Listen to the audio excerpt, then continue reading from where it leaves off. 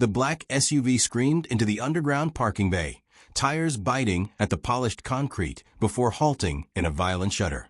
The rear door flew open, and Victoria Montgomery, CEO of Montgomery Tech, was yanked from the leather interior by three figures in dark masks. Cold metal pressed against her temple.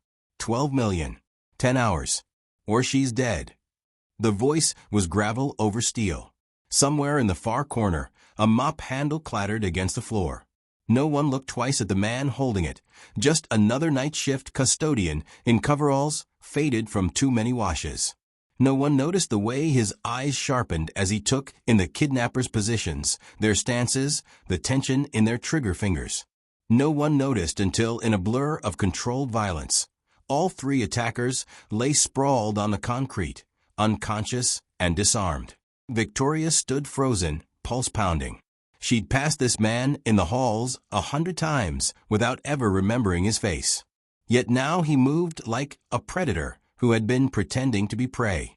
Ethan Riley had spent years mastering the art of invisibility. Broad-shouldered, scarred in ways that clothing couldn't cover, his eyes missed nothing. But to the world, he was just a janitor pushing a squeaky cart through the glass and steel fortress of Montgomery Tech. At 38, his life was reduced to late shifts, small paychecks, and the quiet laughter of his 7-year-old daughter, Sophie. He locked every door twice, checked every window, and scanned every street before stepping into their small apartment. Habits from another life. 8 years in Delta Force had left him with reflexes he couldn't turn off, and nightmares he couldn't admit to Sophie. His wife, Rebecca, had been the anchor keeping him tethered to the world. Cancer took her 3 years ago, and with her went any desire to keep fighting battles that didn't matter. So he buried Captain Ethan Riley beneath a coverall and mop bucket, trading adrenaline for anonymity. Victoria Montgomery was everything he wasn't. 35, brilliant and guarded. She ran Montgomery Tech like a general commanding her army. Copper hair immaculately styled, suits cut with surgical precision. Everything about her said control. Orphaned young, she'd clawed her way up through calculated risks and relentless discipline, building a cybersecurity empire that protected governments and billionaires alike. To the press, she was the ice queen of Silicon Valley. To her staff, she was untouchable. And to herself, in the silent hours after midnight, she was simply empty. Success had filled her days, but stripped her nights of warmth. That Friday evening, the building had been emptying around her. Another long night of acquisitions, paperwork. Another missed dinner. Her security chief, Marcus, had stopped by with a fresh threat report. "We've had another credible warning, Ms. Montgomery. This one specific." She waved it off. "Increase security if you must, but the Singapore meeting is not moving." Her voice left no room for argument. She had never been proven wrong, and she didn't plan to start. Nearly midnight now. She stepped into the parking garage, the echo of her heels chasing her toward the waiting sedan. She barely noticed when the overhead lights flickered. The driver greeted her with the usual polished courtesy, holding the door open. She slid into the back seat. A faint chemical scent pricked her senses. Wrong. She turned to speak, and a cloth clamped over her face. The struggle lasted seconds. Her fingernails raked leather. Her breath came fast, and then nothing but black. When she came to, she was back in the garage, but no longer free. 3 masked men. A pale, trembling driver. A demand. $12 million, 10 hours, or her life ended here. She assessed quickly. Not street thugs. Military posture. Precision movements. They'd studied her schedule.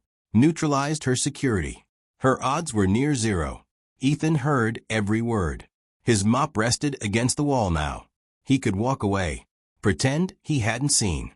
He'd promised Sophie pancakes tomorrow, a promise that only held if he stayed invisible. But then he saw it in her eyes, that cold, unflinching resolve he remembered from brothers in arms who refused to break under fire. The leader pressed his gun harder to her head. Ethan made his choice. With a flick of the maintenance panel, the lights cut out. Darkness covered his advance. 3 movements. A sweep kick. An elbow strike. A wrist lock that made the first man crumple silently. The second never got his gun free before Ethan twisted his arm to the breaking point. The third spun with his weapon raised, but Ethan was already inside his guard, wrenching it away with lethal efficiency. When the emergency lights came back, 3 attackers were on the ground. Victoria was staring at him like she'd never seen him before, which in a way was true. Security rushed in minutes later, but Ethan was already walking away, mop in hand as if nothing had happened. "Who are you?" she asked. "Just the janitor, ma'am." Eyes down, disappearing again into the life he'd chosen. But she wasn't buying it. "No," she said evenly. "You're not." Victoria Montgomery didn't get to the top by letting mysteries walk away. And she had just found the biggest mystery of her career. Victoria Montgomery spent her Saturday morning watching a stranger move like a ghost through her security footage. Frame by frame, the grainy recording showed Ethan Riley dismantling 3 armed kidnappers in the garage with an economy of motion that belonged on a battlefield, not a janitorial shift. No wasted steps. No hesitation. Every movement decisive. Her security chief, Marcus, shifted uncomfortably at her side. "Not just military," he said quietly. "Special operations. Those disarms aren't standard issue." Victoria didn't look away from the screen. "And we had him cleaning floors." Marcus cleared his throat. "Background checks for custodial hires aren't exhaustive." She tapped a manicured finger against the desk. "No one with skills like this hides in a mop bucket without a reason. Find me everything on him." By that afternoon, she had fragments. Name, Ethan James Riley. Employment, Build Care Janitorial Services, 3 years. Before that, nothing. Records wiped so clean it was as though he'd been born the day he picked up a mop. Her assistant Claire had tried digging deeper. "It's not just sparse," she said, handing over the thin file. "It's deliberate. Someone buried this man's past." Victoria leaned back, weighing her options. The easy play would be to drop it. He'd already made it clear he didn't want attention. But that wasn't her way. In her world, every hidden thing had value. Every shadow held leverage. 2 phone calls later, she was in a quiet office at the Department of Defense. An old general owed her a favor. "Riley," the general said, leaning back in his chair. "One of our best. Delta Force. Hostage extractions.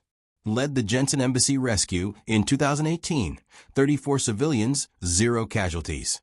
"Why isn't he still in uniform?" she asked. "Wife got sick. Aggressive cancer. He transferred stateside, then resigned after she passed. Disappeared. Never took another contract." Victoria's brow arched. A man like that could name his price in the private sector.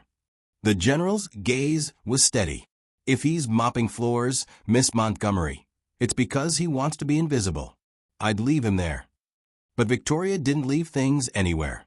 Not when they could be brought into her orbit.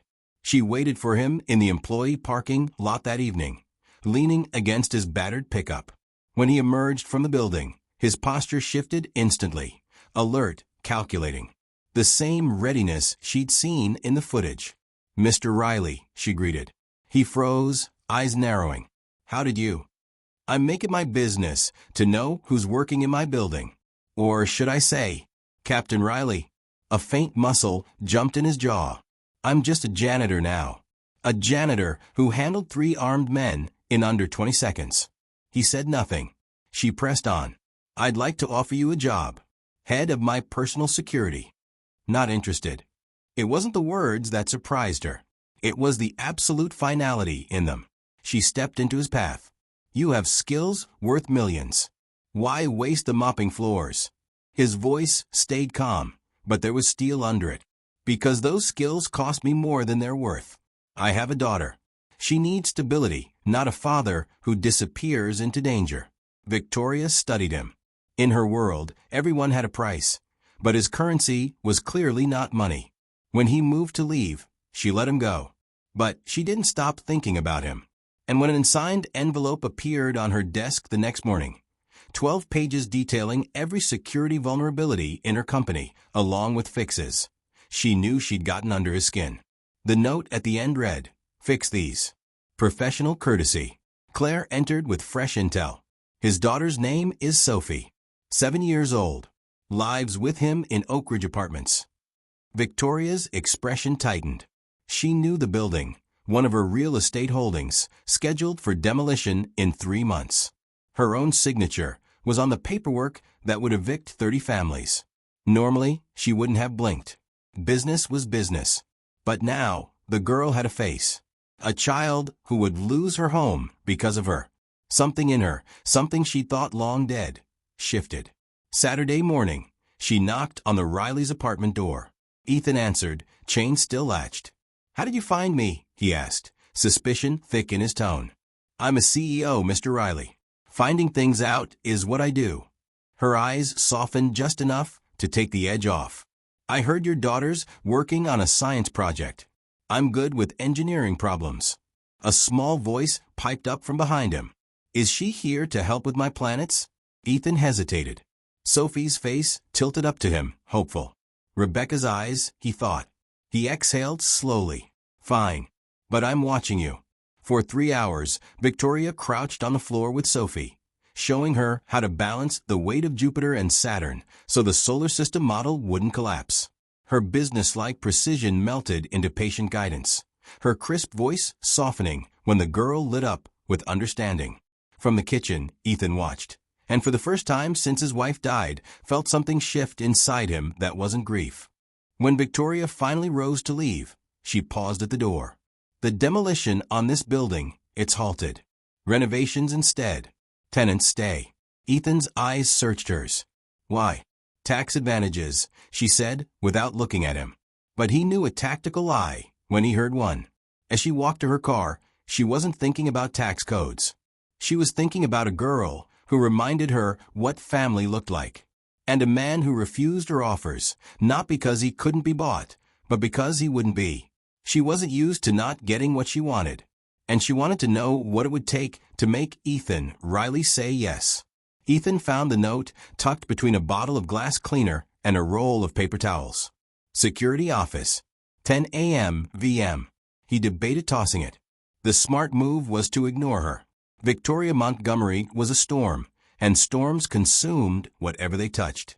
But curiosity has its own gravity, and by 10 sharp, he was standing in the security office doorway. Victoria sat at the head of a table, Marcus, her now former security chief, stiff in a chair across from her. "We have a situation," she said, wasting no breath. "Former employee. Threats against the Singapore contract signing." Marcus jumped in. "With all due respect, Ms. Montgomery. You missed 3 infiltration attempts last month," she cut him off. Riley spotted them all. "You're fired." Ethan raised a brow. "I'm not your replacement. You're my consultant. 2 weeks. Review security. Fix it. Payment in advance." She slid an envelope across the table. Inside, a check big enough to fund Sophie's education for years. He looked at her, wary. "Why me?" "Because you see threats before anyone else does. And because," her eyes flicked to the envelope, "you have more reason than anyone to keep me alive." It wasn't a compliment. It was bait. And she knew it. Ethan set the check down. "Fine. But I work my way, and I don't answer to anyone but myself." Her lips curved slightly. "We'll see." The next 14 days became a collision of worlds. Ethan's instinct-driven assessments met Victoria's precision-driven expectations, and together they stripped her company's security bare, layer by layer. He found vulnerabilities she didn't know existed, blind spots in surveillance, exploitable access points in employee routines, weaknesses in executive travel patterns. She didn't just accept his recommendations, she demanded more. Late nights found them in her glass-walled office, city lights sprawling beneath their feet. She learned he spoke 4 languages, played chess like he was waging a campaign, and had a memory for patterns that was unnerving. He learned she could code like a savant, climb mountains in Patagonia without complaint, and had anonymously funded pediatric hospital wings across the country. One night, Sophie spiked a fever. Ethan called to reschedule their security review. 40 minutes later, Victoria was at his apartment door with medication from her private doctor and a bag of fresh groceries. "Why?" he asked after Sophie had fallen asleep. They sat on the balcony with coffee, the night cool against their skin. For most of my life, relationships were transactions. You're the first person in years who refused what I offered. I wanted to know what it's like to help someone without expecting anything back. He didn't answer.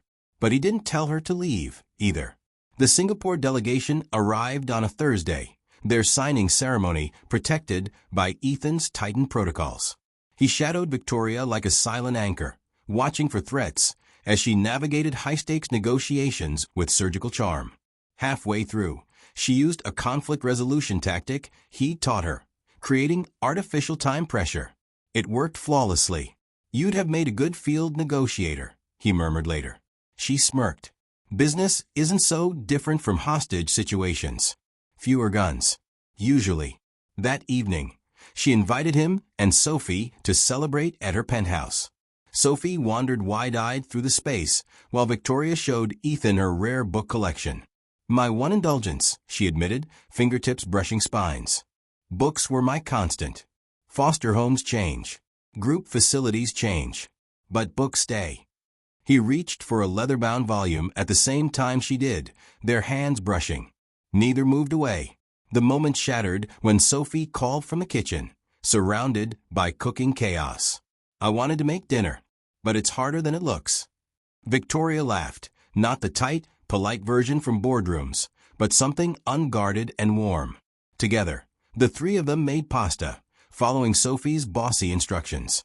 After dinner, Victoria stepped onto her balcony with Ethan, the city glittering beneath them.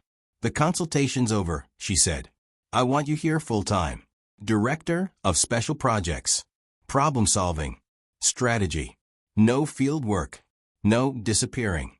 He studied her. "Why?" "Because in 2 weeks, you've changed the way my company, and I see the world. And because when you leave, this place will feel emptier than it should." He didn't give her an answer. But when the elevator doors closed on them, Sophie holding his hand and asking if they could come back, Victoria's expression said she knew she'd planted the seed. The next morning, he was back at her office. "I'll take the job," he said. "But conditions, Sophie comes first. No late nights unless absolutely necessary. No travel without notice. And no blurring work and whatever this is." She didn't flinch. "Done." And just like that, they stepped into the same fight, but on the same side. Neither of them knew that someone else was already watching. And that this time, the target wasn't Victoria. 3 months into Ethan's new role, Montgomery Tech was thriving. Security incidents were down. Employee morale was up. The board was pleased, even if some members still whispered about the former janitor in a director's chair. Victoria ignored them. She had results. And she had Ethan. But success has a way of drawing predators. The first sign came as an email in Victoria's private inbox. No greeting. No demands. Just photos. Her with Ethan at the park. Ethan picking up Sophie from school. Sophie holding Victoria's hand on the way to an ice cream shop. Beneath them, a single line. Powerful people shouldn't have such obvious weaknesses. Ethan scanned the images, his face tightening. "Julian Werner," Victoria said, her voice a blade's edge. "Former partner. I testified against him for fraud. He was released last month." "We increased security," Ethan said immediately. "Every route, every pickup. No exceptions." "No," she said, shaking her head. "I won't disrupt Sophie's life because of his games. The Singapore renewal signing is tomorrow. That's where my focus stays." Ethan's eyes were hard. He's not playing. The next day, the signing ceremony unfolded under discreet but heightened security. Victoria dazzled the Singapore delegation, remembering names, families, preferences, making it impossible for them to say no. Ethan watched from the background, scanning every face, every movement. Halfway through, he saw him. Not Werner, but a caterer he didn't recognize, too stiff, eyes moving like a man mapping exits, not serving hors d'oeuvres. The alarm bells in Ethan's mind rang loud and clear. Then his phone buzzed. A text from Sophie's teacher. "Your daughter wasn't picked up. Is everything okay?" Cold washed through him. He crossed the room to Victoria, showed her the screen. "Go," she said instantly, cutting off a conversation mid-sentence. I'll finish this. At Sophie's school, the teacher's story made his pulse spike. A woman had come with Sophie's photo, emergency codes, and all the right answers. Then his phone rang. Werner's voice was smug poison. She's safe. For now. Tell Montgomery 20 million, or you never see her again. Victoria arrived seconds later, already moving to call her bank. We'll pay. Ethan's voice was steel. No. Once we pay, we lose all leverage.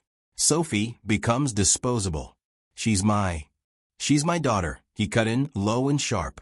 And I've handled 37 hostage situations. Never lost one. Trust me. But you follow my lead exactly. It was the ultimate test for a woman who had built her life on never giving up control. After a long beat, she nodded. Ethan got Werner back on the line, weaving a conversation designed to pull details without giving ground.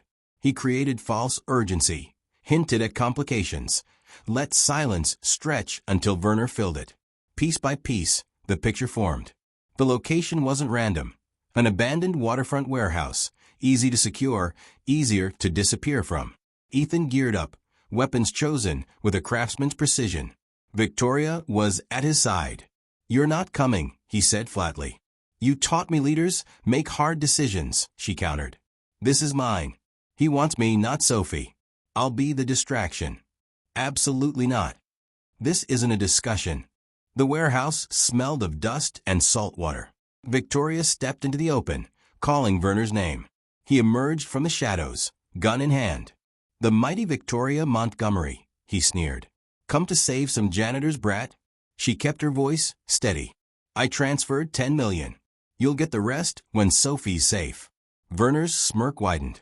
You're not in control anymore. Neither are you, she said. The building is surrounded.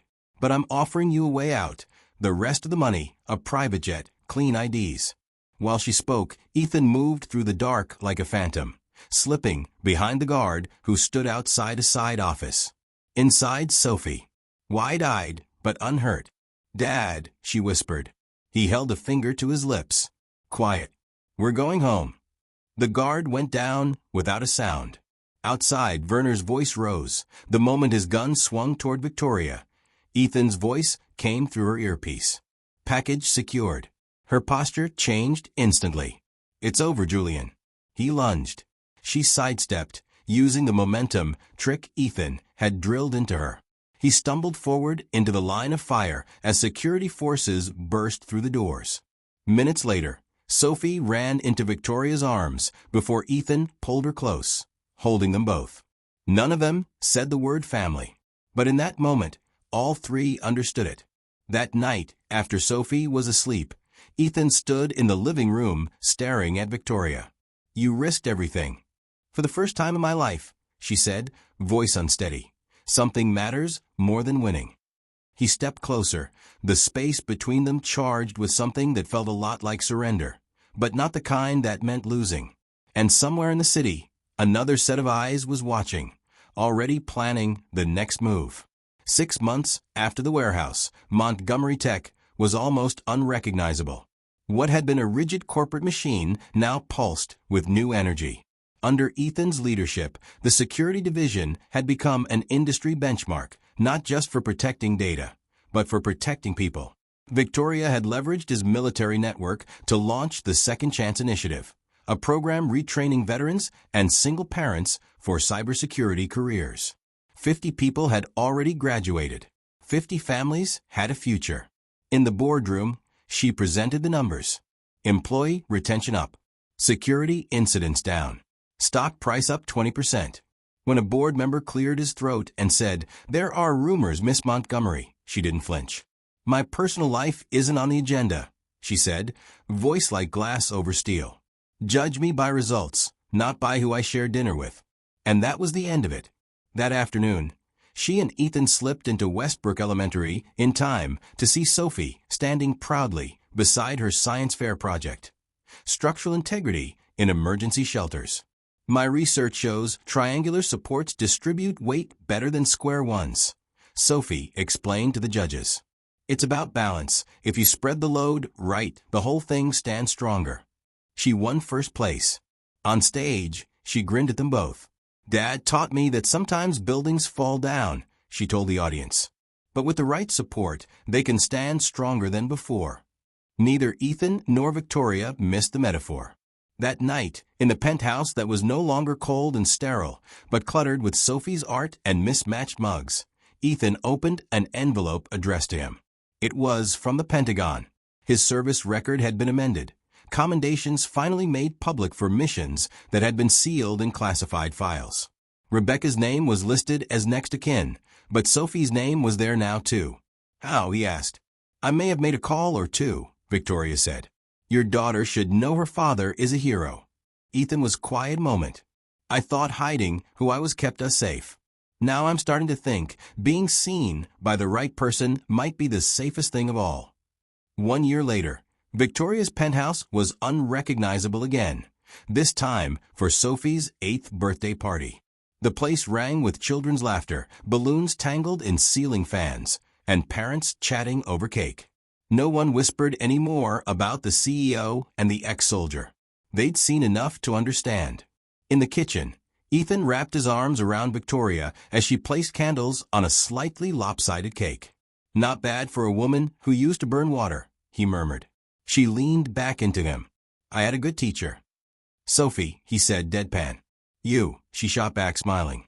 When Sophie tore into her gifts, she paused over one wrapped in plain brown paper. Inside was a frame, adoption papers, signed and sealed, next to a photo of the 3 of them on a camping trip. "So you can be my real mom," Sophie said simply. Then, with a matter-of-fact shrug, "But you already are." Victoria's eyes shone, but she didn't cry. She was too busy smiling. Later, the 3 of them sat on the balcony, Sophie curled between them, fighting sleep. "Tell the story again about how you met," she murmured. Ethan chuckled. "Which version? The official one or the true one?" "The true one. The superhero one." "I wasn't a superhero," he said softly. Victoria touched Sophie's hair. "You both saved me. From thinking I had to be alone to be strong." Sophie's eyes drifted shut. Ethan looked at Victoria over the top of their daughter's head. The city sprawled below, indifferent to the fact that 3 broken lives had found their way back to wholeness. It wasn't perfect. Ethan still woke sometimes with the old nightmares. Victoria still caught herself retreating into ice when stress rose. But they had each other to pull them back. They had learned that strength wasn't in walls, but in the hands willing to hold you when you fall. "Happy birthday, sweetheart," Ethan whispered to the sleeping child. "Happy new beginning," Victoria answered, her hand finding his. Below them, the city kept moving. Up here, they had stopped. And for the first time, neither of them wanted to start again.